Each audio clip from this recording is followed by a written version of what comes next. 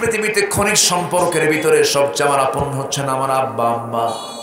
আপনি কোনো কিছু কিনে নিয়ে গেছেন, স্ত্রীর জন্য শাড়ি নিয়েছেন 1000 টাকা দামের, বলবে এটা কি শাড়ি আনছো, 2000 টাকা দামের শাড়ি ওজন পড়ে। ছেলের জন্য একটা কিছু নিয়ে গেছেন, ছেলে বলবে বাবা এটা কি নিয়ে আসছো, এটা পছন্দ হয় নাই। পৃথিবীর কোনো মানুষকে আপনি কোনো কিছু দিয়ে সন্তুষ্ট করতে পারবেন না, কিন্তু মাকে কিচ্ছু দেওয়ার দরকার নাই। একটা আপনি কাপড় নিয়ে যাবেন, বলবে বাজান আমার জন্য আনছিস কেন, দেখতো তোর বউয়ের জন্য আনছিস নাকি, আমার জন্য আনছিস কেন বাজান, আমার লাগবে না। বাপ মা কখনো সন্তানকে চাপ দিয়ে কোনো কিছু বলেন না, বরঞ্চ মার চিন্তা হলো আমি দেই ও না দিক। আমার মায়ের আমার ভাইয়েরা, ওই মা যেই মামাকে তিলে তিলে বড় করলেন, সেই মার সঙ্গে খারাপ ব্যবহার করা যাবে না। আপনি কোন আত্মীয়র বাড়িতে কোনো কিছু না নিয়ে গেলে মাইন্ড করে, বউ মাইন্ড করে, ছেলে মাইন্ড করে, কিন্তু মার কাছে আপনি বেশি না একটা আপেল নিয়ে যাবেন, একটা বেদানা নিয়ে যাবেন, বলবেন মা এই বেদানা তুমি খাও। আমি সত্যি করে বলছি, আপনি যদি একটা বেদানা নিয়ে যান, মা সেই বেদানা খাবে না। সেই বেদানা আস্তে করে হাতের মধ্যে নিয়ে ফেটে ফেলবে, ফেটে ফেলে গুটে গুটে সেই বেদানার সেই বিচিগুলো আস্তে করে বের করে বলবে বাজান তোর মুখটা শুকায় গেছে, তুই খা, তুই বেঁচে থাক। মা তো আমার মাই, মার বিকল্প দুনিয়াতে আর কিছু নাই।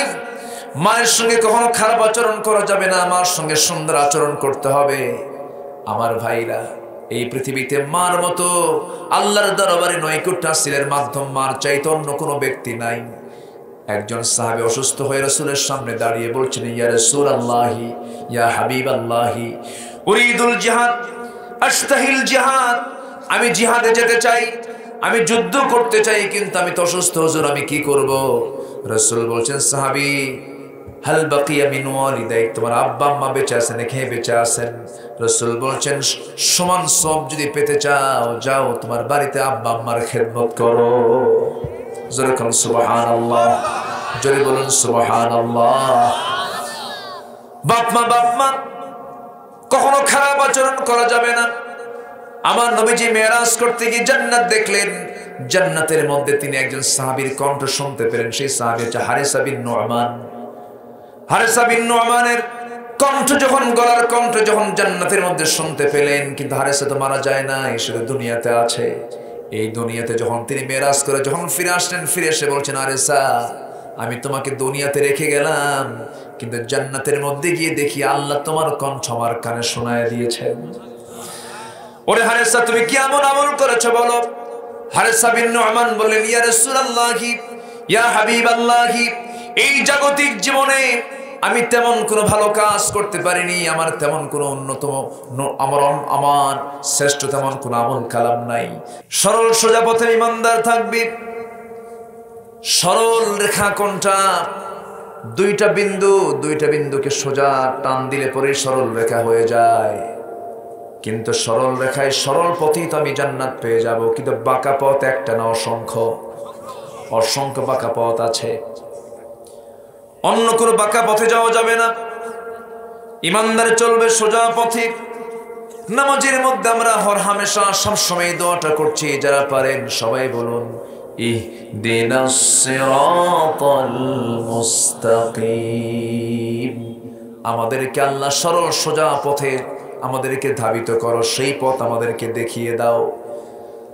সিরাতুল মুস্তাকিমটা কি? আল্লাহ তাআলা এই সূরা ফাতিহার এই আয়াতের ব্যাখ্যা আবার সূরা ইয়াসিনে করে দিলেন। আল্লাহ রাব্বুল আলামিন বলছেন ওয়া আনি'বুদুনি হাদা সিরাতুম মুস্তাকিম, বান্দারে আমার ইবাদত করো, এটাই হলো সরল সোজা পথ। জোরে করুন সুবহানাল্লাহ। ইবাদত করব কার? আস্তে বলবেন না কার? ইসলাম এমন একটি দিনের নাম, ইসলাম হলো মানবতার ধর্ম, সমাজ কল্যাণ ইসলাম, মানবতার কল্যাণ ইসলাম। মানবতা বিরোধী, সমাজ বিরোধী কোন কার্যক্রমের সাথে ইসলামের কোন সম্পর্ক নাই। কিন্তু আজকে মুসলমানরা সেই ইসলাম নামক পরিপূর্ণ দিনকে ছেড়ে দিয়া মানবতা দেখাতে চায়, সামাজিকতা দেখাতে চায়। আজকে আমরা সোশ্যাল, অনেকে সোশ্যালের দাবিদার, অনেকে বলে আমরা হলাম সামাজিক। কি সামাজিক? তোমরা হলো আনসোশ্যাল, তোমাদের মুখে দাঁড়িয়ে আছে আনসোশ্যাল, তোমরা টুপি পরা আনসোশ্যাল, লম্বা কাপড় পরা আনসোশ্যাল। সোশ্যাল বলতে কি বোঝায়? বোরকা পরা যাবে না। বোরকা পরলে পরে টেন্ট মনে হয়, তাবু মনে হয়, জঙ্গল মনে হয়। কিন্তু সামাজিক কি, সোশ্যাল কি? কাপড় চোপড় খুইলা উলঙ্গ হয়ে রাস্তায় নাচা। আমি কি ভুল বলতেছি? আমি কি ভুল বলতেছি? একটা বিয়ের অনুষ্ঠান জরিপ করবেন, আমার কলিজাটা পুড়ে যায়, আফসোসে মরে যায়। একটা মুসলিম পরিবারে বিয়ের অনুষ্ঠান, পরিসংখ্যান করবেন যে ওই পরিবারে ওই বিয়ের অনুষ্ঠানে কয়জন মহিলা বোরকা পরে। আমি কি ভুল বলছি? আমি কি ভুল বলছি? আজকে মুসলমানদের সভ্যতা গেল কোথায়? 100 জন মহিলা যদি বিয়ের অনুষ্ঠানে হাজির হয়, হয়তো 2% দুইজনের গায়ে আপনি বোরকা দেখবেন, শালীন পুরনো পোশাক দেখবেন। অথচ পৃথিবীতে এমনও নারী আছে, নিজের চোখে আমি নিজের চোখেও দেখেছি, আমি এমন মহিলা আছে ইউরোপের মতো দেশে থেকে, আমেরিকার মতো দেশে থেকেও তারা পর্দা মেইনটেইন করে চলে। হোয়াইট হাউসের কর্মরত একজন মুসলিমা নারী, হোয়াইট হাউসের একজন বড় তিনি কর্মকর্তা, মহিলা মানুষ, মহিলা বেচারি, হিজাব পরে গেছেন সেই অফিসে। একজন তাকে হেও করে বলছে, এটা কোনো পোশাক হলো নাকি? এটা কি পোশাক পরে আসছেন আপনি? জবাব দিতে সেই নারী বলছেন, মানুষ আর পশুর মধ্যে তফাৎ হলো, পশুর গায়ে কোনো কাপড় নাই, মানুষের গায়ে কাপড় থাকবে। মানুষের গায়ে কি থাকবে? কাপড় থাকবে। ইউরোপ, আমেরিকার মানুষের পোশাকের কালচার হলো তারা চামড়াটাকে খুলে খুলে মানুষকে দেখায়, আর মুসলমানদের কালচার হলো তারা চামড়া খুলবে না ঢাকবে, চামড়া খুলবে না ঢাকবে। কিন্তু আফসোস আজকের মুসলমানদের মধ্যে বেহায়াপনা কমছে না বাড়ছে? আসতে বলেন, বেহায়াপনা কমেছে না বেড়েছে? আচ্ছা ঠিক আছে, ঠিক আছে না, আলহামদুলিল্লাহ। পিছনের লোকরা একটু সামনে আসেন, চেয়ারগুলো ফিল আপ করে। আমরা মেহমানকে ধন্যবাদ জানাচ্ছি, তারা অনেক সময় দিয়েছেন, আলহামদুলিল্লাহ। বসেন। আমি কি আলোচনা চালাবো তো নাকি? কারো কোনো সমস্যা নাই তো? জোরে বলি ইনশাআল্লাহ।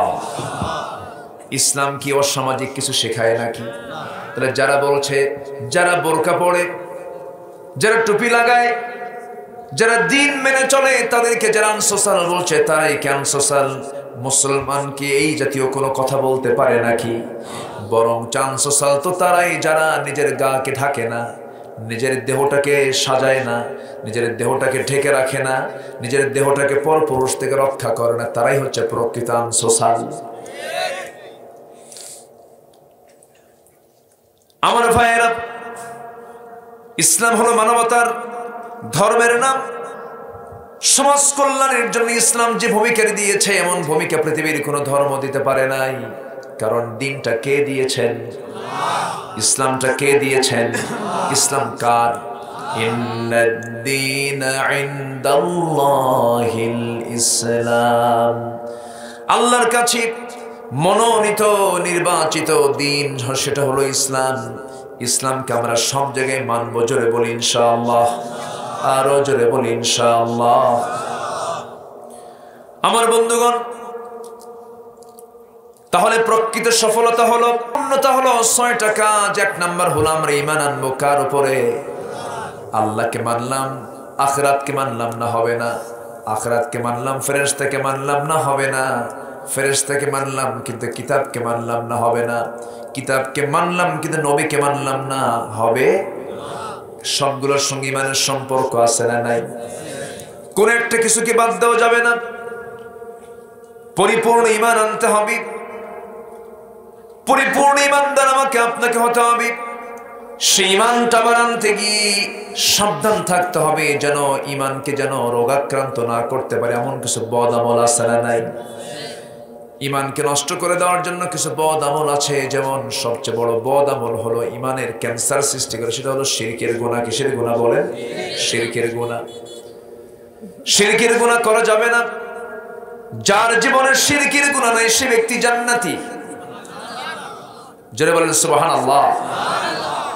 এক রাত তো আমি একটু ক্লিয়ার করে কথাগুলো বলছি, সোজা কথা। যার জীবনের শিরিক নাই তার জন্য জাহান্নাম নাই, যার জীবনে শিরিক আছে তার জন্য জাহান্নাম আছে। যার জীবন থেকে শিরিকটা দূরে থেকে যায়, শিরিক যাকে আক্রান্ত করে না, সে ব্যক্তি কখনো জাহান্নাম যাবে না। এই পৃথিবীতে বান্দার জীবনে যত গুনাহ, সমস্ত গুনাহগুলোকে আল্লাহ তাআলা মাফ করবেন, কিন্তু কিসের গুনাহ মাফ করবেন না? যত গুনাহ আপনার আছে কোনো সমস্যা নাই। আল্লাহ তো শিরিক বিশাইআন, তুমি আমার কাছে শিরিক মুক্ত হয়ে আসো, তুমি যত গুনাহ করেছো সমস্ত গুনাহগুলো আমি আল্লাহ মাফ করে দেব।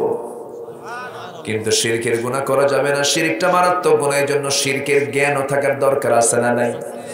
বলবো বলবো বলবো বলবো শিরকের এক নাম্বার, এক লাইনে যদি আমি সংজ্ঞা দিতে যাই, শিরকের উপর আলোচনা করতে গেলে 3-4 দিন মাহফিল লাগবে, অনেক লম্বা কথা। তবে এক লাইনে বলে দিচ্ছি শিরকটা কাকে বলে।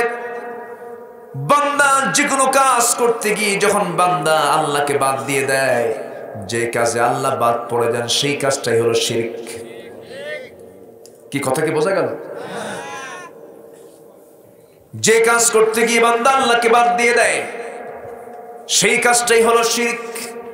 যেমন এই দিনের মালিককে, রাতের মালিককে, সমস্ত 7 দিনের মালিককে, বৃষ্টির দিনের মালিককে, সকালের মালিককে, সন্ধ্যার মালিককে, কিন্তু সেই বান্দা বলে ফেললো সকালবেলা বাকি দেওয়া যাবে না।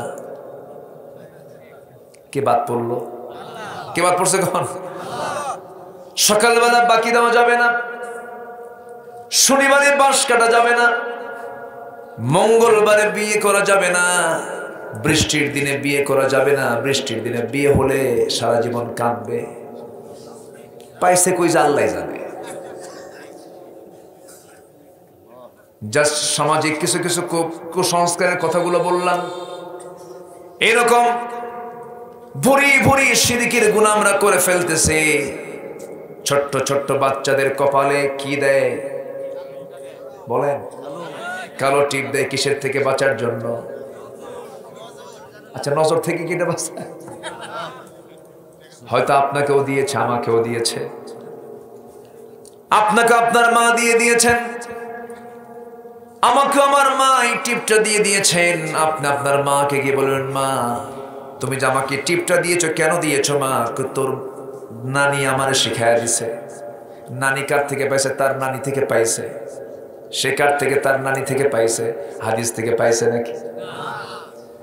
বদনজর থেকে বাঁচার জন্য কোন টিপ তো আপনি দিতে পারবেন না। আপনাকে বদনজর থেকে বাঁচাতে হলে আপনাকে পড়তে হবে আল্লাযী ইওয়াসওয়িসু ফি সুদুরিন নাস মিনাল জিন্নাতি ওয়ান নাস। কোন সূরা বলেন? সূরা নাস বলবেন আপনি। যত বদনজর, জমির ফলনে বদনজর, আপনার দেহে বদনজর, আপনার সম্পদে বদনজর, আপনার চেহারায় বদনজর, আপনার প্রতি যত কুমন্ত্রণা হোক না কেন, সব কুমন্ত্রণা, সব বদনজর চলে যাবে। ফালাকার নাস, এই 2টা সূরা পড়বেন, সমস্ত বদনজর থেকে বাঁচাবেন আমার। আরো জোরে বলেন, কে? আল্লাহ। আমার ভাইয়েরা, সকালবেলা বাকি দিলে নাকি সারা দিন ব্যবসা খারাপ হবে? মানুষকে ঋণ দেওয়া খারাপ কাজ না ভালো কাজ? যদি কোনো বান্দা দিনের শুরুটা করে ভালো দিয়া, তার জন্য খারাপ হওয়ার কথা না ভালো হওয়ার কথা? সকালে উঠি আমি মনে মনে বলি, সারাদিন আমি যেন ভালো হয়ে চলি। তাহলে আপনি সকালে উঠে আপনি মনে মনে আপনি বাকি দিচ্ছেন না, এটা কোন ধান্দা আপনার? করজ দেওয়া তো ভালো, বাকি দেওয়া তো ভালো, কিন্তু আজকের সমাজে যে বাকি দেয় সেই বিপদে পড়ে। এটাও ঠিক। বাকি চাহিয়া লজ্জা দিবেন না। লেখা থাকে না?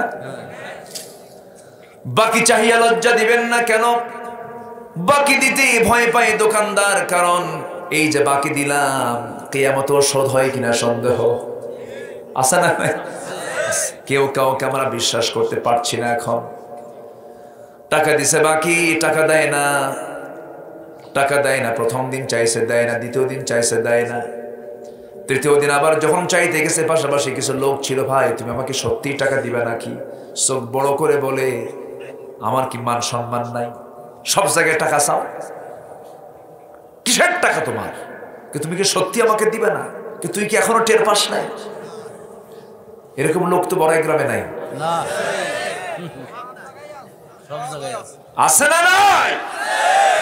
কিন্তু এই চরিত্র কিন্তু আপনি অনেক বিধর্মীর মধ্যে পাবেন না। আমেরিকা, ইউরোপে ওরা মুসলমান না, কিন্তু ইসলামের কিছু প্র্যাকটিস তারা করে, যেরকম ওদের লেনদেন খারাপ না, ওরা মিথ্যা কম বলে। আমার দেশের লোক তো মিথ্যা কথা কয় না, মিথ্যা কথা কয়। আমরা রাস্তায় হাঁটি হলো বাম দিক দিয়ে, রাস্তায় যানবাহন চলে বাম দিক দিয়ে। আমেরিকার ওরা মুসলমান না, ইউরোপের ওরা মুসলমান না, কিন্তু চলে ডান দিক দিয়ে। শুধু একটা এক্সাম্পল দিলাম। এরকম করে ইসলামের সম্পূর্ণ প্র্যাকটিস ওরা করে। একটা জরিপ এসেছে, রিসার্চ এসেছে, 228টি দেশের মধ্যে প্রথম 48টা দেশ ইসলামকে ফলো করে চলে, যার মধ্যে একটা মুসলিম দেশ নেই। কিন্তু তারা কিন্তু মুসলমান না, তারা ইসলামের সামাজিক বিষয়গুলো, কিছু কিছু বিষয়গুলোকে তারা ফলো করে, মিথ্যা বলে না। আমার নবী জীবনে মিথ্যা কথা বলেছেন? আমরা মিথ্যা কথা কই? ফোনে বলে, ভাই আপনি কোথায়? আমি তো জাহান্নামের চৌরাস্তায়। আছে না নাই? সব কিন্তু ইমানের ভিতরে এগুলো। ভাববো না সেজদা দিলাম, কপাল কালো বানালাম, আর আমি ইমানদার হয়ে গেছি। না না, ইমানদার হতে হলে ইমানটা ঠিক মতো আনতে হবে। ইমান এনেছি, ওয়াদা ঠিক নাই। ইমান এনেছি, আমানত ঠিক নাই। ইমান এনেছি, শুধু আইল ঠেলতে ঠেলতে 33-36 বানাই। এগুলো নাই তো এলাকায়। জমিরাল ঠেলতে ঠেলতে এত ঠেলাঠেলি করে, শেষ পর্যন্ত হাজির নাম হয়ে গেছে ঠেলা হাজি। কি হাজি?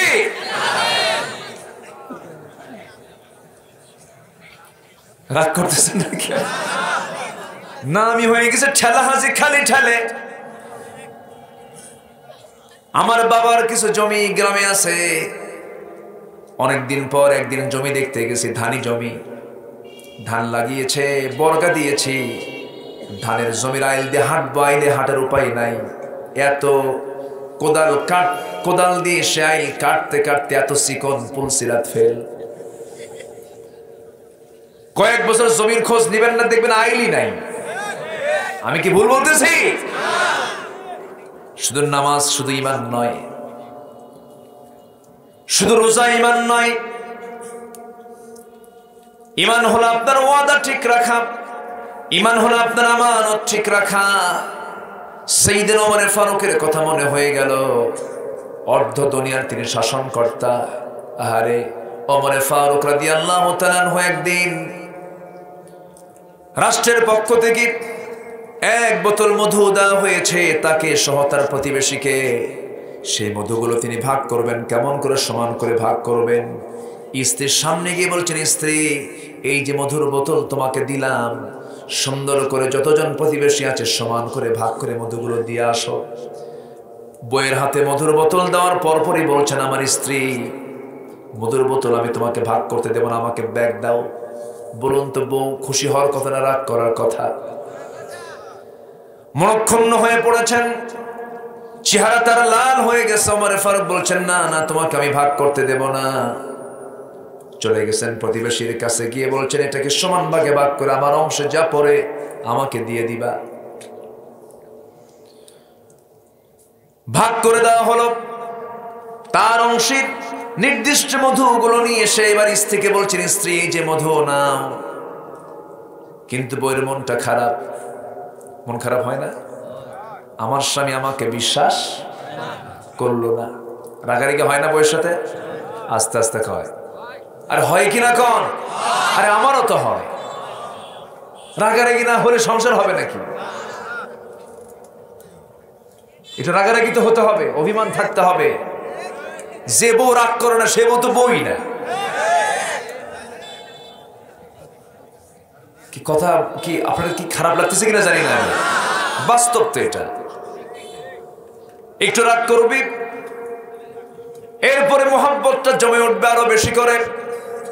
একটু অভিমান করবে, কিছুক্ষণ রাগ করে চুপ করে বসে থাকবে, পিছন থেকে স্বামী গিয়ে বলবে ময়না রাগ করো কেন? এই বিয়ে করছো তোমরা? ঠিক, বিয়ে কিন্তু করে, বুঝলেন? কারা যে তোমার ময়না খাও আল্লাহ জানে।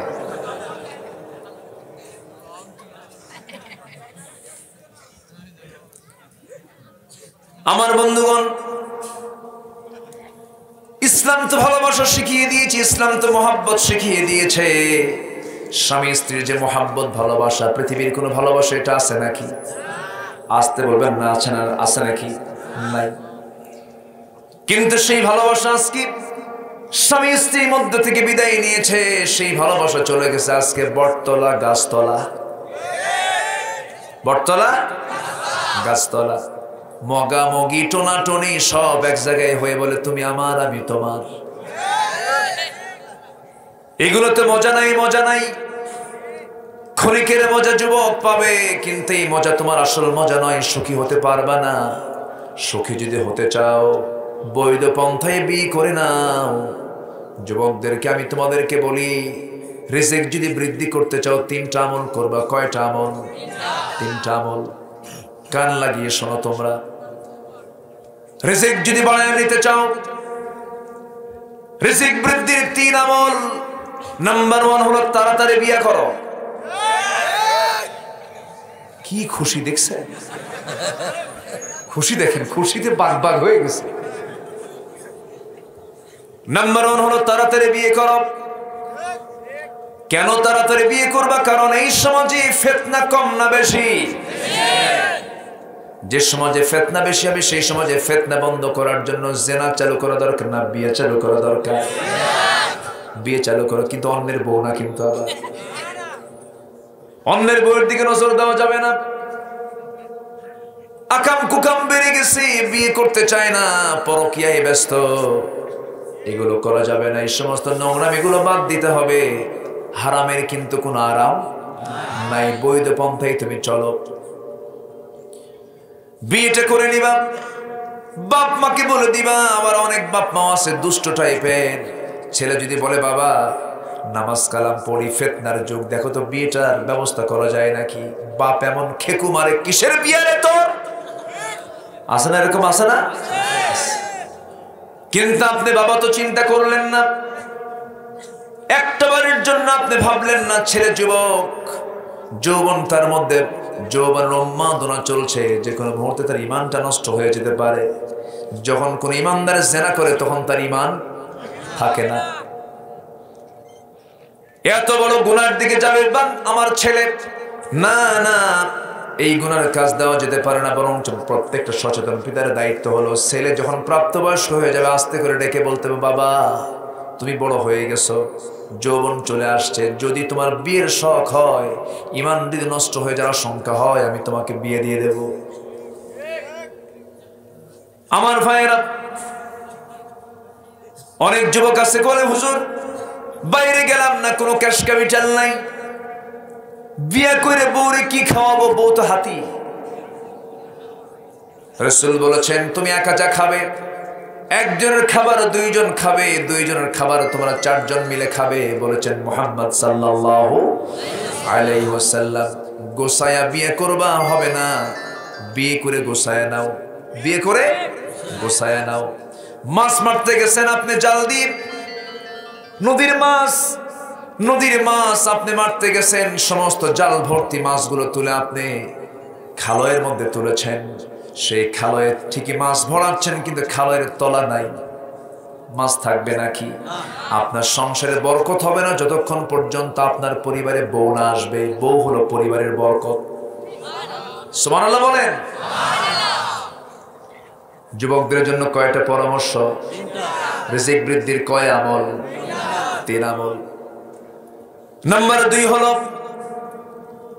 তোমার বাড়িতে তোমার সবচেয়ে বড় সম্পদ মা বাবার তুমি সেবা করবে, মা বাবার সঙ্গে সুন্দর আচরণ করবে। এখন তো চুপ হয়ে যাবা, এখন তো চুপ হবা, এখন আওয়াজ আর বের হবে না। এগুলো সমস্ত আমলের মধ্যে ঈমান আছে না নাই? বাপ মার সঙ্গে সুন্দর আচরণ করবে তুমি। তোমার জীবনের যত উত্তম আচরণ বাপ মার জন্য বরাদ্দ করে দেবে, কারণ তোমার যখন কোনো অস্তিত্ব ছিল না তোমার মা তোমাকে দেখেছেন, তুমি কথা বলতে পারতে না, তোমার ভাষা তিনি বুঝেছেন, তুমি কে কে করে কেঁদেছো, মা তোমার পাশে সময় দিয়েছেন। কত রাত চলে গেছে, এই শীতের ভিতরে, তীব্র শীতের ভিতরে মা তোমাকে ঠান্ডা লাগাতে দেন নাই মনে করে মাঝরাতে তিনি উঠেছেন, বুকে সরিষার তেল গরম করে দিয়েছেন, হাতটা সুন্দর করে ম্যাসেজ করে দিয়েছেন, মাথার চুলগুলো কত সুন্দর তোমাকে গুছিয়ে গুছিয়ে দিয়েছেন। ঘন ঘন পেশাব করো তুমি, আমার মা ময়লাগুলো সাফ করেন। পেশাব পায়খানাগুলো তিনি সুইপারের মতো পরিষ্কার করে দেন। সব কাপড় চোপড় তুমি ভিজে ফেলে দিয়েছো, কোনো তেনাকানি নাই, কোনো কাপড় আর নাই তোমার পরনের নিচে দেওয়ার জন্য। সেই সময় মা তার নিজের শাড়ির আঁচলটা দিয়ে তোমাকে গোছায় নিয়েছেন, সেটাও তুমি পেশাব করে দিয়েছো। গোটা রাত চলে গেছে, মা ঘুমাতে পারে নাই। কত রাত চলে গেছে, মা তোমাকে সময় দিয়ে তিনি চোখের পানি ফেলে ফেলে কেঁদেছেন। প্রচন্ড জ্বর, 100 ডিগ্রি পার হয়ে গেছে, মা মাথায় পানি ঢেলেছেন, বারবার করে চোখের পানি ফেলে দিয়ে আল্লাহর কাছে দোয়া করেছেন, আল্লাহ সব জ্বর তুমি আমারে দাও, আমার সন্তানকে জ্বর দিও না। এই পৃথিবীতে একজন মানুষ নিজের জীবনের চাইতে বেশি ভালোবাসেন, তিনি হচ্ছেন আমার মা। সন্তান পজিশন খারাপ, পেটের সন্তানটা খারাপ পজিশনে পেটে আছে, ডাক্তারের কাছে গিয়ে বলছে, ডাক্তার আমার বাচ্চার অবস্থা কি? ডাক্তার বলে, ও মহিলা, তোমার পেটের যে বাচ্চা, এই বাচ্চাকে বাঁচাতে গেলে তোমার জীবন বিপন্ন হয়ে যাবে, সিজার করা লাগতে পারে, তাও টেনশন আছে। মা তিল পরিমাণ কোনো ভয় পান না। মা বলেন, ডাক্তার আমাকে নিয়ে আপনি কোনো চিন্তা করবেন না, আমি দুনিয়া থেকে বিদায় হব, কিন্তু আমার সন্তানের জন্য কোনো ক্ষতি না হয়। এই হলেন মা। সেই বাপ মার সঙ্গে সুন্দর আচরণ করতে হবে, কিন্তু দুঃখ লাগে আজ থেকে 10 বছর আগে দেশের শিক্ষার হার যা ছিল তার চেয়ে শিক্ষার হার এখন কমেছে না বেড়েছে? বেড়েছে। শিক্ষার হার বেড়েছে, কিন্তু বাপ মার সেবা কমছে না বাড়ছে?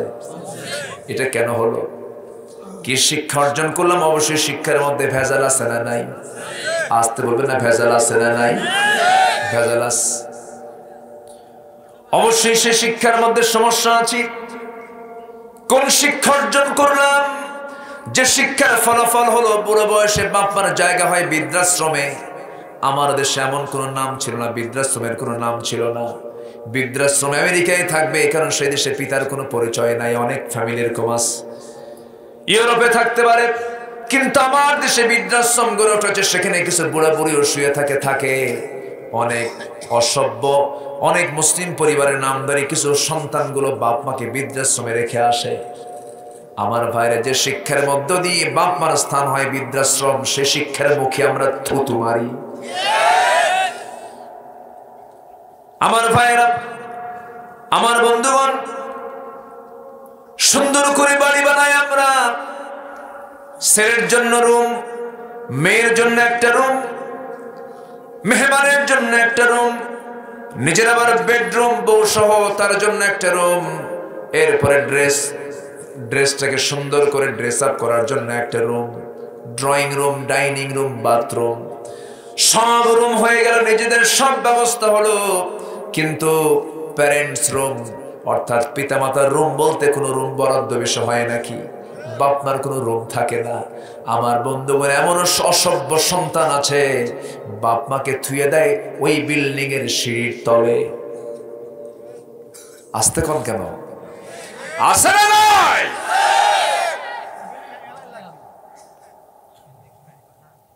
তোমার মা, তোমার বাবা তোমাকে এত কষ্ট করে তিলে তিলে লালন পালন করেছেন, আর সেই বাপ মাকে তুমি রেখে দিলা সিঁড়ির তলে, খাবার দাও না, হকটা আদায় করো না।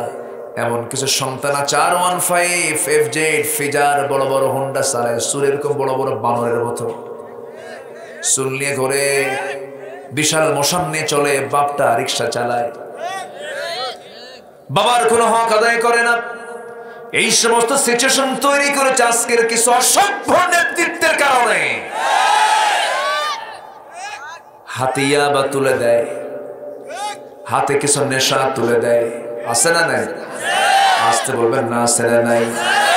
যে নেতা তোমাকে নামাজের কথা বলে না, যেই দল তোমাকে নামাজের সময় নামাজের আহ্বান করে না, যে দল তোমাকে পিতামাতার খেদমতের কথা বলে না, যে দল তোমাকে জেনার কথা বলে, যে দল তোমাকে চাঁদাবাজির কথা বলে, যে দল তোমাকে সন্ত্রাসীর কথা বলে, যে দল তোমাকে খুনের কথা বলে, সেই দলের মুখে জুতা মারি আমরা।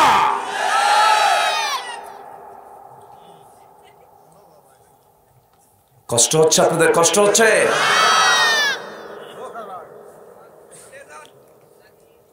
শেষ হয়ে গেল দেশ আজ, কেউ কাউকে দাম দিতে চায় না। স্কুলে ছাত্র শিক্ষককে পিটা সোজা বানায়, আমি কি ভুল বলতেছি? বাড়িতে সন্তান বাপকে পিটা সোজা বানায়, দল করে, সেই দলের নেতা সিয়ের মঞ্চে বক্তব্য দেয়, কর্মীরা দুই গ্রুপে কুত্তা শিয়াল গ্রুপ সিয়ের নিয়ে মারামারি করে। আমি কি ভুল বলছি? কেন? কেন? এর মূল কারণ হলো আজকে জাতিকে মিসগাইড করা হচ্ছে নেতৃত্বের মধ্য দিয়া। আমার ইমানদার, আমরা মুসলমান, আমাদেরকে সঠিকভাবে আমরা আগে ইমান আনবো। জোরে বলি ইনশাআল্লাহ। আমরা কাউকে ভালোবাসবো কার ভিত্তিতে? কার জন্য ভালোবাসবো? কারোর সঙ্গে শত্রুতা করব কার জন্য? কাউকে দেব কার জন্য? কাউকে দেব না কার জন্য?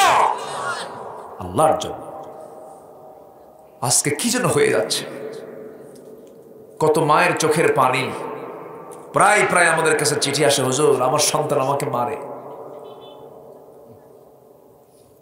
কত চিঠি আসে, বলে হুজুর আমার ছেলে আমাকে দেখে না, আমাকে খাওয়ায় না। এটা কি মুসলিম পরিবারের বৈশিষ্ট্য হতে পারে? এটা আমার ভাইয়েরা, ও যুবকরা, তোমাদেরকে আমি 3টা আমলের কথা বলে দিয়েছি। তুমি যদি ঘুরে দাঁড়াও, বাংলাদেশ ঘুরে দাঁড়াবে, ঠিক কিনা? তুমি যদি বিপদগামী হয়ে যাও, নেশা করো, শেষ হয়ে যাবে। আজকে যুবকদের মধ্যে নেশা আছে না নাই? আসতে বলবেন না, নেশা আছে না নাই? নেশা আছে যেখানে রহমত নাই, সেখানে এই জাতীয় নেশার দিকে যাওয়া যাবে না, গোপন পাপ করা যাবে না। অ্যান্ড্রয়েড মোবাইল ব্যবহার করার আগে মোবাইলকে আগে গোসল করাতে হবে, মোবাইলকে আগে মুসলমান বানাতে হবে, মোবাইলকে আগে শুদ্ধ করতে হবে। চোখ বন্ধ করে ক্লোজ করে দিবা চিরতরে, যেন এই সমস্ত দৃশ্য যেন আমার চোখে না আসে। তোমার ইমান তোমাকে রক্ষা করতে হবে, তোমার ইমান তোমাকে কন্ট্রোল করতে হবে। খারাপ কিছু, রেড জাতীয় কোনো খারাপ কিছু তুমি দেখবা, পর্নোগ্রাফিতে তুমি আসক্ত হয়ে পড়বে। তোমার ফ্রন্টাল সেল, তোমার ব্রেনের সামনের যে ফ্রন্টাল সেলগুলো সব মরে মরে যাবে, অসুস্থ হয়ে পড়বে, তোমার যৌবন চলে যাবে, তোমার জীবন নষ্ট হয়ে যাবে, তুমি নষ্ট হয়ে যাবে। এই সমস্ত বিষয়গুলো তোমাকে খেয়াল করতে হবে যুবক। এই জন্য তোমাকে সর্বক্ষণ একটা জিনিস মাথায় রাখতে হবে, সবচেয়ে বেশি টাইম দেব আমরা কাকে? আসতে বলবেন না, কাকে? আমাকে সৃষ্টি করেছেন কে? আমি চলে যাব কার কাছে? এসেছি আমি কার দুনিয়ায়? আমরা ফিরে গিয়ে আমরা যেতে চাই জাহান্নাম না জান্নাতে? জান্নাতে যেতে চাই। মনে হয় কষ্ট হচ্ছে নাকি আপনাদের, জানি না। বলি আলহামদুলিল্লাহ। না না, আমি ঠিক আছি তো। আপনারা ঠিক আছে? আপনাদের ভাষার সাথে একটু পাবনার ভাষার মিল আছে না? কাছাকাছি তো। হ্যাঁ, পাবনার ভাষার মধ্যে একটা আলাদা সুন্দর মজা আছে। খুব সুন্দর ভাষায় কথা বলে পাবনার মানুষ, আলহামদুলিল্লাহ। গেদা না, গেদা কয় না? ও, পূব দেশে বলে। হ্যাঁ, পাবনাই তো। এদিকে কি কয়? এদিকে সাওয়াল। আচ্ছা, বেটা ছেলে, মেয়ে ছেলে বলে। যাক, আপনাদের ভাষার সাথে আবার রাজশাহীর আবার কিছু জোড়া আছে। হ্যাঁ, এটা তো রাজশাহী অঞ্চল। হ্যাঁ জি, বৃহত্তর বৃহত্তর রাজশাহী অঞ্চল। জি, খুব সুন্দর। দেখেন কত ভাষা না, কত ভাষা। আলহামদুলিল্লাহ বলেন। আল্লাহ যে কত মহান, আমাদের মধ্যে কত বিচিত্র ভাষা। নোয়াখালী আর ময়মনসিংহ দুই মহিলা এক জায়গায় হয়েছে। তো ময়মনসিংহ নোয়াখালীকে বলতেছে, বোন আপনি কি বতাইছন? কি বুঝতেছেন কি? মানে বোন আপনি কেমন আছেন, বোন আপনি কি বতাইছন? জবাবে এখন নোয়াখালী আর বুঝতেছে না এ কি কয়, কিছু তো বুঝি না। এখন সে বলতেছে এই কি তা কয়, কিয়ামত আইছে। মানে কি বলতেছে, এটা কি কিয়ামত নাকি? মানে কেমন কি বানাইছে? কিয়ামত। ভাষা যে কত, এরকম গোটা দুনিয়াতে বিচিত্র ভাষা কে দিয়েছেন? আসতে বলবেন না, কে দিয়েছেন? এই রাজশাহীর একদম সর্বপশ্চিমের চাঁপাইনবাবগঞ্জের মানুষ তারিবুর স হয় না, তাই না? বলতে বাড়ি কোথায়? রাজশাহী, ঠিক আছে, রাজশাহী। তারিবুর রাজশাহী হবেই না। সিনকে সিন বলে, সিনকে সিন বলে। আবার সালাম দিতে দেখা আসসালামু আলাইকুম, আগে সালায়ের পরে দুলাভাই। এই তো ভাষা। হ্যাঁ, এই ভাষাগুলো কে দিয়েছেন বলেন? আল্লাহ দিয়েছেন। তো আমি ওইদিকে যাচ্ছি না। তাহলে এক নম্বর হলো, যুবকদেরকে পরামর্শ দিচ্ছি, জেনা করা যাবে না, হারাম কোনো কাছে যাওয়া যাবে না। তুমি যার সম্পর্ক করবে বৈধ সম্পর্ক। কি সম্পর্ক? বৈধ। নাম্বার 2 হলো পিতামাতার সঙ্গে সুন্দর আচরণ করা। এটা ঈমান। এটা কি? ঈমান। আমার ভাইয়েরা, তাহলে আমি বাড়ি বানাবো, বাড়ি বানানোর সময় আগে সবার আগে ভাবতে হবে আমার নিজের ঘর না বাপ মার ঘর। ভালো করে বলেন, ভালো করে বলেন। বাপ মার ঘরটাকে ভাবতে হবে। সুন্দর করে বাবার ভিটা অথবা নিজের ভিটায় বাড়ি করলাম, আগে চিন্তা করতে হবে আমার আব্বা আম্মার জন্য সবচেয়ে সুন্দর একটা আবাসন দরকার। বাপ মাকে প্রাধান্য দেওয়া দরকার, কারণ এই পৃথিবীতে বাপ মার চাইতে কাছের আপনজন কেউ নাই, এবং আল্লাহর নৈকট্য হাসিলের জন্য বাপ মার চেয়ে বড় বুজুর্গ আর পৃথিবীতে কেউ নাই। আপনি পীরের কাছে যাবেন, পীরকে হাদিয়া তোহফা দিবেন, আপনি যা দিয়েছেন তার চেয়ে বড় হাদিয়া আরেকজন দিয়ে গেছে। আপনি হুজুরের কাছে দোয়া চাবেন, সেই দোয়া 50-50 কবুল হতেও পারে, নাও পারে। কিন্তু মা বাবার দোয়াটা এমন একটা দোয়া, বন্দুকের গুলি মিস হয়ে যায় কিন্তু বাপ মার দোয়া কখনো মিস হয় না। জোরে কোন সুবহানাল্লাহ। আমার ভাইরা, আমার বন্ধুগণ, বাপ মা গুরুত্বপূর্ণ একটা ফ্যাক্টর। লক্ষ লক্ষ টাকা খরচ করে আপনি হজে গেলেন, সেই জায়গায় আপনার জান্নাত নাই। ঠান্ডা পানি দিয়ে ওযু বানায় নামাজে দাঁড়ালেন, সেই জায়গায় আপনার জান্নাত নাই। লক্ষ কোটি টাকা খরচ করে মসজিদ বানায় দিয়েছেন, সেখানে আপনার জান্নাত নাই। জান্নাতটা কোথায়? রাসূল বলে দিয়েছেন, আল জান্নাতু তাহতা আকদামিল উম্মাহাত। তোমার জন্য জান্নাতটা হলো মার পায়ের নিচে। জোরে কোন সুবহানাল্লাহ। এই যুবক, এই সমস্যা কি? শেষ করে দেব নাকি আমি? তো ওঠে কেন? হ্যাঁ, কেউ যাবেন? আর কেউ যাবেন? যাওয়া যাবে না, তো যাওয়া উচিত না। শোনেন, রাস্তায় চলতে নিয়ে রাস্তার কোনো নিয়ম ভঙ্গ করলে, ট্রাফিক সিগন্যাল যদি কেউ ক্রস করে, তখন কি হয়? জরিমানা আছে না? নেই? মামলা হয় না? হয়। তাহলে মাহফিলে আসছি আমরা, মাহফিলে একটা শৃঙ্খলা আছে না নেই বলেন তো? আছে। কোনো ক্লাসে ছাত্র, শিক্ষক ক্লাস নিচ্ছে, ছাত্র যদি কোনো ভুল করে, সেখানে কোনো পানিশমেন্ট আছে না নেই? আছে।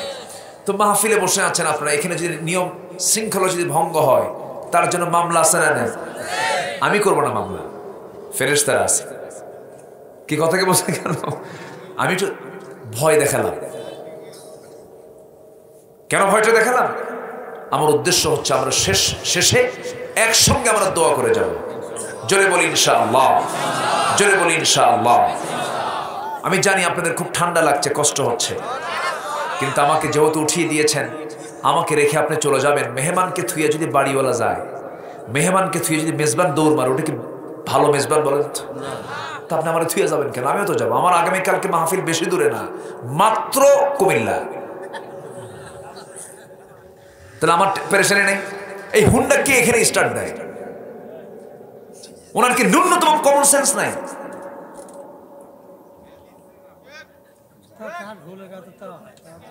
ঠেলে নিয়ে যান, একটু ঠেলে নিয়ে যান। উনি আরেক ওয়াজ শুরু করছে পিছনে। কমন সেন্স থাকা দরকার তো। ওয়ানসিতু লাআল্লাকুম তুরহামুন। কোরআন আলোচনা হবে, সেই জায়গায় চুপ থাকো, আওয়াজ করো না, শোনো। কার হুকুম এটা? আল্লাহর হুকুম। আমার দিকে তাকা। সম্মানিত ভাই, তাহলে বাপ মা সবার বাড়িতে আসে না নাই? এই পৃথিবীতে সন্তানের কাছে পৃথিবীর অন্য মানুষ বড় না বাপ মা বড়? বলেন বলেন। অশিক্ষিত হলেও বড়, শিক্ষিত হলেও বড়, কি কি কথা, বুড়া হলেও বড়, গরিব হলেও বড়, ধনী হলেও বাপ মা। বাপ মা, বাপ মার সঙ্গে নাফরমানি করা যাবে না। বাপ মার পোস্ট অন্য ধরনের পোস্ট। বাপ মার কোনো বিচারও পৃথিবীর কোনো সন্তান করতে পারবে না। খারাপ কোনো আচরণ করা যাবে না। বুড়ো হলে পরে বাপ মা সন্তানের সুনাম গায় না বেশি, না দুর্নাম গায় বেশি? বেশি বুড়া হলে করে না? বাপ মা বেশি বুড়া হয়ে গেলে দেখবেন আপনি এত কিছু করার পরেও আরেক জায়গায় গিয়ে বলবো আমার বেটা ভালো না, এই করে এই করে এই করে না এই করে না। দুনিয়ার দোষ আপনার বলবে, কিন্তু এরপরে আপনি রাগ করতে পারবেন না, কারণ আপনি যখন ছোট ছিলেন আপনি জলম জ্বলাইছেন। আপনি যখন ছোট ছিলেন অনেক ডিস্টার্ব করেছেন, কিন্তু মা আব্বা আমার কখনো আমাকে কষ্ট দেন নাই। বাজান তুই বুঝিস না, তুই যা বলেছিস আমি তোকে মাফ করে দিলাম। বুড়া বয়স আমার আপনার দায়িত্ব হলো, বাপ মা ভুল করলেও তাদের ভুল ধরা যাবে না। পাঁচ শাস্তি করে বসে বলতে হবে, মা আমার আব্বা তুমি আমার বিরুদ্ধে কথা বললে আমার মান সম্মানটা থাকে কেমন করে? মা এরকম করে বলতে নেই। তখন হ্যাঁ বাবা ঠিকই আছে। বাপ মা তো অবশ্যই ভালোবাসেন, কিন্তু মায়া দয়া মোহাব্বতটা সম্পূর্ণ ষোলনা বাপ মার জন্য দিতে হবে। এই পৃথিবীতে সবাই আপনাকে ছেড়ে চলে যাবে, কিন্তু মা বাবা আপনাকে ছেড়ে যাবে না, কখনোই যাবে না, কখনোই যাবে না রে। কে বলেছে আমার অন্যজন আপন নাই? পৃথিবীতে ক্ষণিক সম্পর্কের ভিতরে সবচেয়ে আমার আপন হচ্ছেন আমার আব্বা আম্মা। আপনি কোনো কিছু কিনে নিয়ে গেছেন, স্ত্রীর জন্য শাড়ি নিয়েছেন 1000 টাকা দামের, বলবে এটা কি শাড়ি আনছো? 2000 টাকা দামের শাড়ি ওজন পড়ে। ছেলের জন্য একটা কিছু নিয়ে গেছেন, ছেলে বলবে বাবা এটা কি নিয়ে আসছো, এটা পছন্দ হয় নাই। পৃথিবীর কোনো মানুষকে আপনি কোনো কিছু দিয়ে সন্তুষ্ট করতে পারবেন না, কিন্তু মাকে কিচ্ছু দেওয়ার দরকার নাই। একটা আপনি কাপড় নিয়ে যাবেন, বলবে বাজান আমার জন্য আনছিস কেন? দেখতো তোর বইয়ের জন্য আনছিস নাকি? আমার জন্য আনছিস কেন? বাজান আমার লাগবে না। বাপ মা কখনো সন্তানকে চাপ দিয়ে কোনো কিছু বলেন না, বরঞ্চ মার চিন্তা হলো আমি দেই ও না দিক। আমার মায়ের আমার ভাইয়েরা, ওই মা যেই মামাকে তিলে তিলে বড় করলেন, সেই মার সঙ্গে খারাপ ব্যবহার করা যাবে না। আপনি কোন আত্মীয়র বাড়িতে কোনো কিছু না নিয়ে গেলে মাইন্ড করে, বউ মাইন্ড করে, ছেলে মাইন্ড করে, কিন্তু মার কাছে আপনি বেশি না একটা আপেল নিয়ে যাবেন, একটা বেদানা নিয়ে যাবেন, বলবেন মা এই বেদানা তুমি খাও। আমি সত্যি করে বলছি, আপনি যদি একটা বেদানা নিয়ে যান, মা সেই বেদানা খাবে না। সেই বেদানা আস্তে করে হাতের মধ্যে নিয়ে ফেটে ফেলবে, ফেটে ফেলে গুটে গুটে সেই বেদানার সেই বিচিগুলো আস্তে করে বের করে বলবে বাজান তোর মুখটা শুকায় গেছে, তুই খা, তুই বেঁচে থাক। মা তোমার মাই, মার বিকল্প দুনিয়াতে আর কিছু নাই। মায়ের সঙ্গে কখনো খারাপ আচরণ করা যাবে না, মার সঙ্গে সুন্দর আচরণ করতে হবে। আমার ভাইরা, এই পৃথিবীতে মার মতো আল্লাহর দরবারে নৈকট্য হাসিলের মাধ্যম মার চাইতে অন্য কোনো ব্যক্তি নাই। একজন সাহাবী অসুস্থ হয়ে রাসূলের সামনে দাঁড়িয়ে বলছেন, ইয়া রাসূলুল্লাহি ইয়া হাবিবাল্লাহি উরিদুল জিহাদ আশতাহিল জিহাদ আমি জিহাদে যেতে চাই, আমি যুদ্ধ করতে চাই, কিন্তু আমি তো অসুস্থ হুজুর, আমি কি করব? রাসূল বলছেন, সাহাবী, হাল বাকিয়া মিন ওয়ালিদাইক, তোমার আব্বা আম্মা বেঁচে আছেন, খেয়ে বেঁচে আছেন? রাসূল বলছেন, সমান সব যদি পেতে চাও, যাও তোমার বাড়িতে আব্বা আম্মার খেদমত করো। জোরে বলুন সুবহানাল্লাহ, জোরে বলুন সুবহানাল্লাহ। বাপ মা কখনো খারাপ আচরণ করা যাবে না। আমার নবীজি মেরাজ করতে গিয়ে জান্নাত দেখলেন, জান্নাতের মধ্যে তিনি একজন সাহাবীর কণ্ঠ শুনতে পেলেন। সেই সাহাবী হচ্ছে হারিসা বিন নু'মান। হারিসা বিন নু'মানের কণ্ঠ যখন, গলার কণ্ঠ যখন জান্নাতের মধ্যে শুনতে পেলেন, কিন্তু হারিসা তো মারা যায় না, শুধু দুনিয়াতে আছে। এই দুনিয়াতে যখন তিনি মেরাজ করে যখন ফিরে আসলেন, ফিরে এসে বলছেন, হারিসা, আমি তোমাকে দুনিয়াতে রেখে গেলাম, কিন্তু জান্নাতের মধ্যে গিয়ে দেখি আল্লাহ তোমার কণ্ঠ আমার কানে শোনায় দিয়েছেন। ওরে হারিসা, তুমি কি এমন আমল করেছো বলো? হারিসা বিন নু'মান বললেন, ইয়া রাসূলুল্লাহি, ইয়া হাবিবাল্লাহি, এই জাগতিক জীবনে আমি তেমন কোনো ভালো কাজ করতে পারিনি, আমার তেমন কোনো অন্যতম আমার শ্রেষ্ঠ তেমন কোনো আমল কালাম নাই। তবে একটা আমল আমি করে থাকি, সেটা হলো এই দুনিয়াতে সবচাইতে বেশি দাম আমি আল্লাহকে দেই, রাসূলকে দেই, এরপরে সবচাইতে বেশি দাম আল্লাহ রাসূলের পরে আমি আমার আব্বা আম্মাকে দেই। জোরে বলুন সুবহানাল্লাহ। রাসূল বলছেন, ওরে হারিসা, এই আমলের জন্য আল্লাহ তোমাকে জান্নাতের কণ্ঠ, তোমার কণ্ঠ আল্লাহ তাআলা জান্নাতের মধ্যে আমাকে শোনায় দিয়েছেন। আমার ভাইরা, আমার রাসূল একটা হাদিসে বলছেন, রাগিমান ফুহু, রাগিমান ফুহু, সেই লোকটার নাক ধুলায় মলিন হয়ে যাক, সেই লোকটার নাক ধুলায় মলিন হয়ে যাক। সাহাবীরা বললেন, ইয়া রাসূলুল্লাহ, আপনি কার জন্য এই বদদুয়া করছেন? রাসূল বলছেন, যে ব্যক্তি তার জীবদ্দশায় মাকে পেল, অথবা বাবাকে পেল, অথবা দুজনকেই পেল, অথচ নিজের জীবনের গুনাহ মাফ করে নিতে পারলো না, তার ধ্বংস হয়ে যাক, তার নাকটা ধুলায় মলিন হোক। আমার ভাইরা, এর মানে হলো বাপ মাকে পেয়েছি আমরা, বাপ মার মধ্য দিয়ে আমাদের জীবনের গুনাহগুলো মাফ করে নেব। কার কাছে? আসতে বলবেন না, কার কাছে? আল্লাহর কাছে। খুবই গুরুত্বপূর্ণ কথা। আজকের সমাজে বাপ মার অবহেলিত, বাপ মাকে দাম দিতেই চায় না, বাপ মার সেবা করতে চায় না, কারণ সেই সেবার শিক্ষা তো সে কোরআন থেকে পাবে, সেই কোরআন তো সে পড়ে নাই। সে মাস্টার্স ডিগ্রি নিয়েছে, সে বিশাল বড় গবেষক হয়ে গেছে, এমন শিক্ষার ঠেলে বাপ মাকে সময় দেওয়ার, বাপ মাকে খেদমত করার সময় পায় না।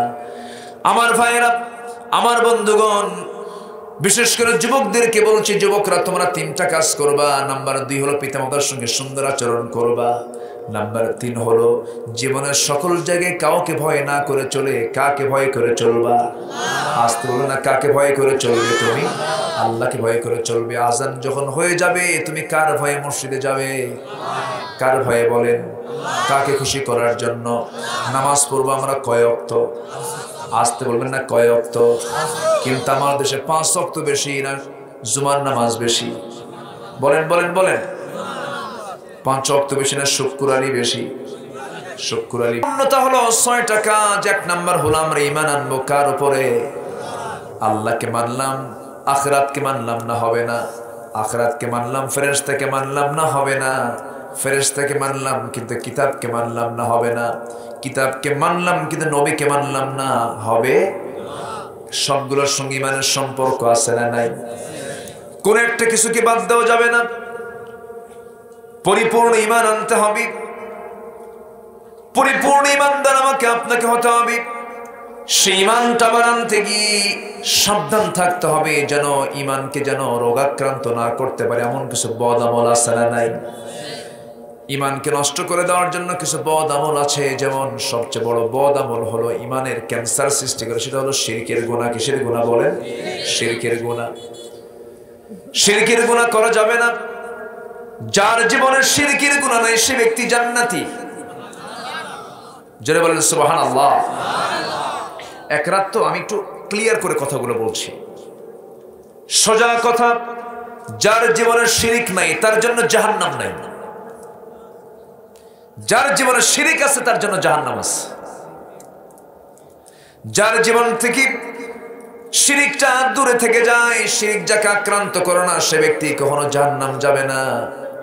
এই পৃথিবীতে বান্দার জীবনে যত গুনাহ, সমস্ত গুনাহগুলোকে আল্লাহ তাআলা মাফ করবেন, কিন্তু কিসের গুনাহ মাফ করবেন না? যত গুনাহ আপনার আছে কোনো সমস্যা নাই। আল্লাহ তো শিরিক বি শাইআন, তুমি আমার কাছে শিরিক মুক্ত হয়ে আসো, তুমি যত গুনাহ করেছো সমস্ত গুনাহগুলো আমি আল্লাহ মাফ করে দেব। কিন্তু শিরকের গুনাহ করা যাবে না, শিরকটা মারাত্মক গুনাহ। এই জন্য শিরকের জ্ঞানও থাকার দরকার আছে না নাই? বলবো বলবো বলবো বলবো শিরকের এক নাম্বার, এক লাইনে যদি আমি সংজ্ঞা দিতে যাই, শিরকের উপর আলোচনা করতে গেলে 3-4 দিন মাহফিল লাগবে, অনেক লম্বা কথা। তবে এক লাইনে বলে দিচ্ছি শিরকটা কাকে বলে। বান্দা যে কোনো কাজ করতে গিয়ে যখন বান্দা আল্লাহকে বাদ দিয়ে দেয়, যে কাজে আল্লাহ বাদ পড়ে দেন, সেই কাজটাই হলো শিরক। কি কথা কি বোঝা গেল? যে কাজ করতে গিয়ে বান্দা আল্লাহকে বাদ দিয়ে দেয়, সেই কাজটাই হলো শিরক। যেমন এই দিনের মালিককে, রাতের মালিককে, সমস্ত 7 দিনের মালিককে, বৃষ্টির দিনের মালিককে, সকালের মালিককে, সন্ধ্যার মালিককে, কিন্তু সেই বান্দা বলে ফেললো সকালবেলা বাকি দেওয়া যাবে না। কে বাদ পড়লো? কে বাদ পড়ছে? কখন? সকালবেলা বাকি দেওয়া যাবে না, শনিবারে বাঁশ কাটা যাবে না, মঙ্গলবারে বিয়ে করা যাবে না, বৃষ্টির দিনে বিয়ে করা যাবে না। বৃষ্টির দিনে বিয়ে হলে সারা জীবন কাঁদবে। পাইছে কই যে আল্লাহ জানে। জাস্ট সামাজিক কিছু কিছু কুসংস্কারের কথাগুলো বললাম। এরকম ভরি ভরি শিরকের গুনাহ আমরা করে ফেলতেছি। ছোট্ট ছোট্ট বাচ্চাদের কপালে কি দেয় বলেন? কালো টিপ দেয়। কিসের থেকে বাঁচার জন্য? আচ্ছা, নজর থেকে কি বাঁচায়? হয়তো আপনাকেও দিয়েছে, আমাকেও দিয়েছে, আপনাকে আপনার মা দিয়ে দিয়েছেন, আমাকে আমার মা এই টিপটা দিয়ে দিয়েছেন। আপনি আপনার মাকে গিয়ে বলবেন, মা তুমি যে আমাকে টিপটা দিয়েছো কেন দিয়েছো? মা, তোর নানি আমারে শিখাইয়া দিছে। নানি কার থেকে পাইছে? তার নানি থেকে পাইছে। সে কার থেকে? তার নানি থেকে পাইছে। হাদিস থেকে পাইছে নাকি? বদনজর থেকে বাঁচার জন্য কোন টিপ তো আপনি দিতে পারবেন না। আপনাকে বদনজর থেকে বাঁচাতে হলে আপনাকে পড়তে হবে আল্লাযী ইওয়াসওয়িসু ফি সুদুরিন নাস মিনাল জিন্নাতি ওয়ান নাস। কোন সূরা বলেন? সূরা নাস বলবেন আপনি। যত বদনজর, জমির ফলনে বদনজর, আপনার দেহে বদনজর, আপনার সম্পদে বদনজর, আপনার চেহারায় বদনজর, আপনার প্রতি যত কুমন্ত্রণা হোক না কেন, সব কুমন্ত্রণা, সব বদনজর চলে যাবে। ফালাকার নাস, এই 2টা সূরা পড়বেন, সমস্ত বদনজর থেকে বাঁচাবেন আমার। আরো জোরে বলেন, কে? আল্লাহ। আমার ভাইয়েরা, সকালবেলা বাকি দিলে নাকি সারা দিন ব্যবসা খারাপ হবে? মানুষকে ঋণ দেওয়া খারাপ কাজ না ভালো কাজ? যদি কোনো বান্দা দিনের শুরুটা করে ভালো দিয়া, তার জন্য খারাপ হওয়ার কথা না ভালো হওয়ার কথা? সকালে উঠি আমি মনে মনে বলি, সারাদিন আমি যেন ভালো হয়ে চলি। তাহলে আপনি সকালে উঠে আপনি মনে মনে আপনি বাকি দিচ্ছেন না, এটা কোন ধান্দা আপনার? করজ দেওয়া তো ভালো, বাকি দেওয়া তো ভালো, কিন্তু আজকের সমাজে যে বাকি দেয় সেই বিপদে পড়ে। এটাও ঠিক। বাকি চাহিয়া লজ্জা দিবেন না, লেখা থাকে না? বাকি চাহিয়া লজ্জা দিবেন না। কেন? বাকি দিতে ভয় পায় দোকানদার। কারণ এই যে বাকি দিলাম, কিয়ামতে শোধ হয় কিনা সন্দেহ আছে না? কেউ কাউকে আমরা বিশ্বাস করতে পারছি না। এখন টাকা দিছে বাকি, টাকা দেয় না, টাকা দেয় না। প্রথম দিন চাইছে দেয় না, দ্বিতীয় দিন চাইছে দেয় না, তৃতীয় দিন আবার যখন চাইতে গেছে, পাশাপাশি কিছু লোক ছিল, ভাই তুমি আমাকে সত্যি টাকা দিবে নাকি? চোখ বড় করে বলে, আমার কি মান সম্মান নাই? সব জায়গায় টাকা চাও, কিসের টাকা তোমার? তুমি কি সত্যি আমাকে দিবে না? তুই কি এখনো টের পাস নাই? এরকম লোক তো বড় গ্রামে নাই, আছে না? নাই। কিন্তু এই চরিত্র কিন্তু আপনি অনেক বিধর্মীর মধ্যে পাবেন না। আমেরিকা, ইউরোপে ওরা মুসলমান না, কিন্তু ইসলামের কিছু প্র্যাকটিস তারা করে, যেরকম ওদের লেনদেন খারাপ না, ওরা মিথ্যা কম বলে। আমার দেশের লোক তো মিথ্যা কথা কয় না, মিথ্যা কথা কয়। আমরা রাস্তায় হাঁটি হলো বাম দিক দিয়ে, রাস্তায় যানবাহন চলে বাম দিক দিয়ে। আমেরিকার ওরা মুসলমান না, ইউরোপের ওরা মুসলমান না, কিন্তু চলে ডান দিক দিয়ে। শুধু একটা এক্সাম্পল দিলাম। এরকম করে ইসলামের সম্পূর্ণ প্র্যাকটিস ওরা করে। একটা জরিপ এসেছে, রিসার্চ এসেছে, 228টি দেশের মধ্যে প্রথম 48টা দেশ ইসলামকে ফলো করে চলে, যার মধ্যে একটা মুসলিম দেশ নেই।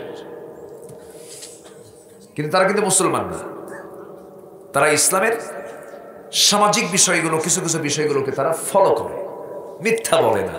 আমার নবী জীবনে মিথ্যা কথা বলেছেন? আমরা মিথ্যা কথা কই?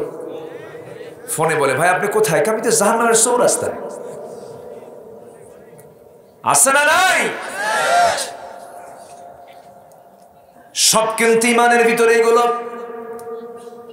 ভাববো না। সেজদা দিলাম, কপাল কালো বানালাম, আর আমি ইমানদার হয়ে গেছি। না না, ইমানদার হতে হলে ইমানটা ঠিক মতো আনতে হবে। ইমান এনেছি, ওয়াদা ঠিক নাই। ইমান এনেছি, আমানত ঠিক নাই। ইমান এনেছি, শুধু আইল ঠেলতে ঠেলতে 33-36 বানাই। এগুলো নাই তো এলাকায়। জমির আইল ঠেলতে ঠেলতে এত ঠেলাঠেলি করে, শেষ পর্যন্ত হাজির নাম হয়ে গেছে ঠেলা হাজি। কি হাজি?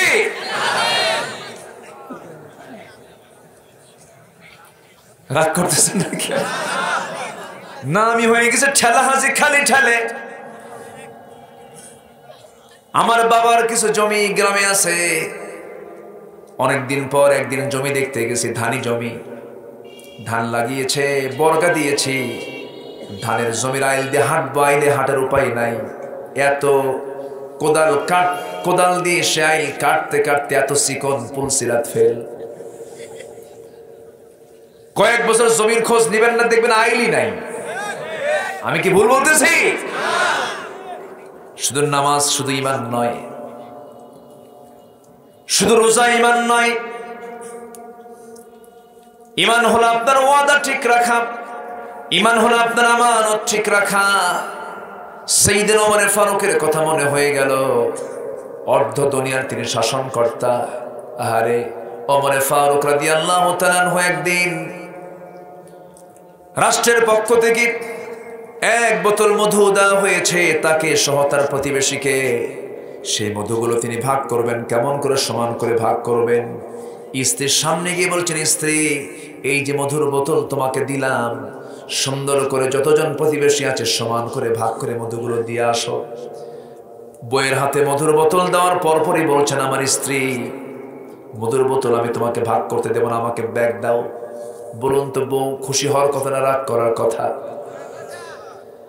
মনক্ষুণ্ণ হয়ে পড়েছেন, চেহারা তার লাল হয়ে গেছে। ওমর ফারুক বলছেন, না না, তোমাকে আমি ভাগ করতে দেব না।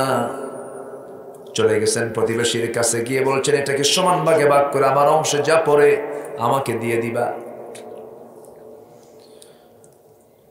ভাগ করে দেওয়া হলো।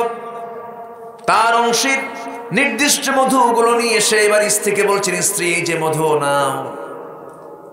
কিন্তু বউয়ের মনটা খারাপ। মন খারাপ হয় না? আমার স্বামী আমাকে বিশ্বাস করলো না। রাগারাগি হয় না বউয়ের সাথে? আস্তে আস্তে কয়। আর হয় কিনা কন? আরে আমারও তো হয়। রাগারাগি না হলে সংসার হবে নাকি? এটা রাগারাগি তো হতে হবে, অভিমান থাকতে হবে। যে বউ রাগ করে না সে বউ তো বউই না। কি কথা, কি আপনার কি খারাপ লাগতেছে কিনা জানি না, বাস্তব তো এটা। একটু রাগ করবি, এরপরে মোহাব্বতটা জমে উঠবে আরো বেশি করে। একটু অভিমান করবে, কিছুক্ষণ রাগ করে চুপ করে বসে থাকবে। পিছন থেকে স্বামী গিয়ে বলবে, ময়না রাগ করো কেন? এই বিয়ে করছো তোমরা? ঠিক, বিয়ে কিন্তু করে, বুঝলেন? কারা যে তোমরা ময়না খাও আল্লাহ জানে।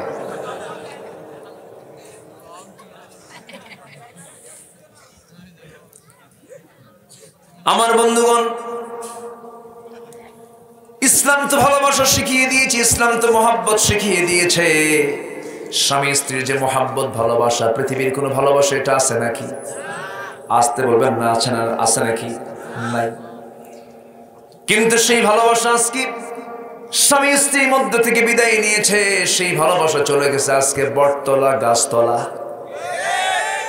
বটতলা গাছতলা, মগামগি টোনাটনি সব এক জায়গায় হয়ে বলে তুমি আমার আমি তোমার। এগুলোতে মজা নাই, মজা নাই। ক্ষণিকের মজা যুবক পাবে, কিন্তু এই মজা তোমার আসল মজা নয়। সুখী হতে পারবা না। সুখী যদি হতে চাও বৈধ পন্থায় বিয়ে করে নাও। যুবকদেরকে আমি তোমাদেরকে বলি, রিজিক যদি বৃদ্ধি করতে চাও 3টা আমল করবা। কয়টা আমল? 3টা আমল। কান লাগিয়ে শোনো তোমরা। রিজিক যদি বাড়ায় নিতে চাও, রিজিক বৃদ্ধির 3 আমল। নাম্বার 1 হলো তাড়াতাড়ি বিয়ে করো। কি খুশি দেখছেন? খুশি দেখেন, খুশিতে বাগ হয়ে গেছে। নাম্বার 1 হলো তাড়াতাড়ি বিয়ে করো। কেন তাড়াতাড়ি বিয়ে করবা? কারণ এই সমাজে ফিতনা কম না বেশি? যে সমাজে ফিতনা বেশি হবে সেই সমাজে ফিতনা বন্ধ করার জন্য জিনা চালু করা দরকার না বিয়ে চালু করা দরকার? বিয়ে চালু করো, কিন্তু অন্যের বউ না। কিন্তু আবার অন্যের বউয়ের দিকে নজর দেওয়া যাবে না। আকাম কুকাম বেড়ে গেছে, বিয়ে করতে চায় না, পরকীয়ায় ব্যস্ত। এগুলো করা যাবে না। এই সমস্ত নোংরামিগুলো বাদ দিতে হবে। হারামের কিন্তু কোনো আরাম নাই। বৈধ পন্থায় তুমি চলো। বিয়েটা করে নিবা, বাপ মাকে বলে দিবা। আবার অনেক বাপ মা আছে দুষ্ট টাইপের। ছেলে যদি বলে বাবা নামাজ কালাম পড়ি, ফিতনার যুগ, দেখো তো বিয়েটার ব্যবস্থা করা যায় নাকি? বাপ এমন খেকু মারে, কিসের বিয়ে রে তোর? আছে না এরকম? আছে না? কিন্তু আপনি বাবা তো চিন্তা করলেন না, একটা বারের জন্য আপনি ভাবলেন না। ছেলে যুবক, যৌবন তার মধ্যে, যৌবনের উন্মাদনা চলছে, যে কোনো মুহূর্তে তার ইমানটা নষ্ট হয়ে যেতে পারে। যখন কোন ইমানদার জিনা করে তখন তার ইমান থাকে না। এত বড় গুনার দিকে যাবে আমার ছেলে, না না, এই গুনার কাজ দেওয়া যেতে পারে না। বরং প্রত্যেকটা সচেতন পিতার দায়িত্ব হলো, ছেলে যখন প্রাপ্তবয়স্ক হয়ে যাবে আস্তে করে ডেকে বলতে হবে বাবা তুমি বড় হয়ে গেছো, যৌবন চলে আসছে, যদি তোমার বিয়ের শখ হয়, ইমান যদি নষ্ট হয়ে যাওয়ার আশঙ্কা হয়, আমি তোমাকে বিয়ে দিয়ে দেব। আমার ভাইয়েরা, অনেক যুবক আছে বলে হুজুর বাইরে গেলাম না, কোনো ক্যাশ ক্যাপিটাল নাই, বিয়ে করে বউরে কি খাওয়াবো, বউ তো হাতি। রাসূল বলেছেন তুমি একা যা খাবে, একজনের খাবার 2 জন খাবে, 2 জনের খাবার তোমরা 4 জন মিলে খাবে, বলেছেন মুহাম্মদ সাল্লাল্লাহু আলাইহি ওয়াসাল্লাম। গোসায়া বিয়ে করবা হবে না, বিয়ে করে গোসায়া নাও, বিয়ে করে গোসায়া নাও। মাছ মারতে গেছেন আপনি জাল দিয়ে, নদীর মাছ, নদীর মাছ আপনি মারতে গেছেন, সমস্ত জাল ভর্তি মাছগুলো তুলে আপনি খালয়ের মধ্যে তুলেছেন। সেই খালয়ে ঠিকই মাছ ভরাচ্ছেন, কিন্তু খালয়ের তলা নাই, মাছ থাকবে নাকি? আপনার সংসারে বরকত হবে না যতক্ষণ পর্যন্ত আপনার পরিবারে বউ না আসবে। বউ হলো পরিবারের বরকত। সুবহানাল্লাহ বলেন। যুবকদের জন্য কয়টা পরামর্শ? রিজিক বৃদ্ধির কয় আমল? 3 আমল। নাম্বার 2 হলো, তোমার বাড়িতে তোমার সবচেয়ে বড় সম্পদ মা বাবার তুমি সেবা করবে, মা বাবার সঙ্গে সুন্দর আচরণ করবে। এখন তো চুপ হয়ে যাবা, এখন তো চুপ হবা, এখন আওয়াজ আর বের হবে না। এগুলো সমস্ত আমলের মধ্যে ঈমান আছে না নাই? বাপ মার সঙ্গে সুন্দর আচরণ করবে তুমি। তোমার জীবনের যত উত্তম আচরণ বাপ মার জন্য বরাদ্দ করে দেবে, কারণ তোমার যখন কোনো অস্তিত্ব ছিল না, তোমার মা তোমাকে দেখেছেন, তুমি কথা বলতে পারতে না, তোমার ভাষা তিনি বুঝেছেন, তুমি কে কে করে কেঁদেছ, মা তোমার পাশে সময় দিয়েছেন। কত রাত চলে গেছে এই শীতের ভিতরে, তীব্র শীতের ভিতরে মা তোমাকে ঠান্ডা লাগাতে দেন নাই মনে করে মাঝরাতে তিনি উঠেছেন, বুকে সরিষার তেল গরম করে দিয়েছেন, হাতটা সুন্দর করে মেসেজ করে দিয়েছেন, মাথার চুলগুলো কত সুন্দর তোমাকে গুছিয়ে গুছিয়ে দিয়েছেন। ঘন ঘন পেশাব করো তুমি, আমার মা ময়লাগুলো সাফ করেন। পেশাব পায়খানাগুলো তিনি সুইপারের মতো পরিষ্কার করে দেন।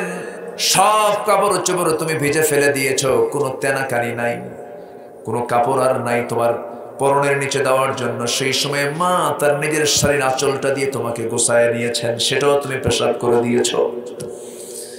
গোটা রাত চলে গেছে, মা ঘুমাতে পারে নাই। কত রাত চলে গেছে, মা তোমাকে সময় দিয়ে তিনি চোখের পানি ফেলে ফেলে কেঁদেছেন। প্রচন্ড জ্বর, 100 ডিগ্রি পার হয়ে গেছে।